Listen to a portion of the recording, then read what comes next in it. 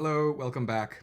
In the last video, I talked about how Zerve is a structured knowledge app, and I want to talk about and demo what that actually means. And I'm going to show you the very first use case for Zerve that I think is kind of close, is kind of tangible, is you can kind of get a taste for what Zerve is in your mouth, and that is how you can use Zerve to configure your custom application. So let's take a look at this example. We can jump into our app. Say that your app has a splash page, like a landing screen, because it hasn't launched yet, or maybe your feature hasn't launched yet. But you have some landing page that looks like this, and it's got some source code. The source code looks like this. It's a very simple app built with Next. You can see there's get static props, but we're not querying for any data. The title here is hard-coded.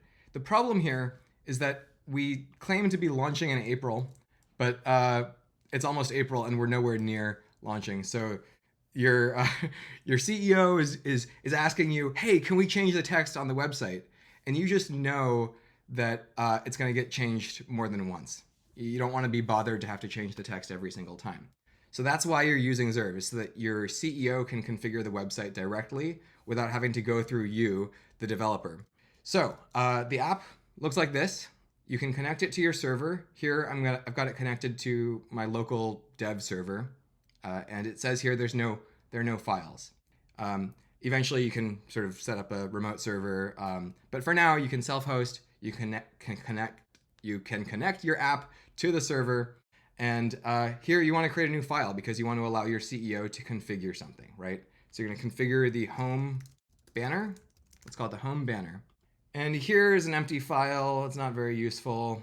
This demo, by the way, is freaking me out because on one hand, it's like demonstrating value, but on the other hand, oh my gosh, it's so ugly and embarrassing. And I really don't like showing something that's half built. But I have to. We're building in public here. So anyways, we come into our home banner. It's some text. So we need to change the schema so that it actually represents text. Here it says it's an empty schema. We're going to change it to text. And here we can set up some other things, like we'll add the description saying like the text that appears on our landing page. So we'll save the schema and we come back here and we can see that our form has now changed. This is inside of our app. And now our CEO can come in here and punch in new text saying launching in June 2022. Hit save. But we need to actually come and use this from our website. So here on the get static props, we're going to query.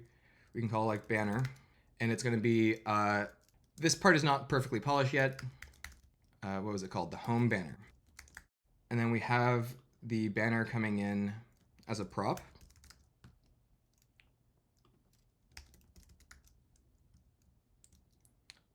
And let's see if I screwed this up or not. Yep, I need to do banner.value, I bet. Okay, so now we've made it so that our CEO can now change the text on the home screen without having to rope us into it.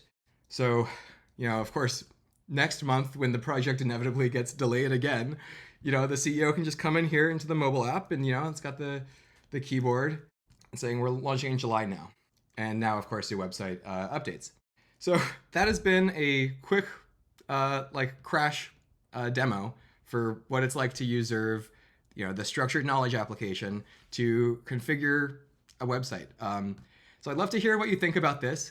Obviously, you can tell that you can do a lot more complex configuration beyond just changing a single string. But I'd like to hear what you find interesting, what you find relevant. So let me know what you think. And I'm going to be continuing to work on this. I want to actually get it useful in production. So I think the next thing I'm going to work on is adding a basic authentication layer. So that way we can actually get these servers on the public web without having, extreme vulnerabilities like we would right now. So thanks for watching. Hop in the comments on Twitter. I'll see you around. I'll see you in the next one.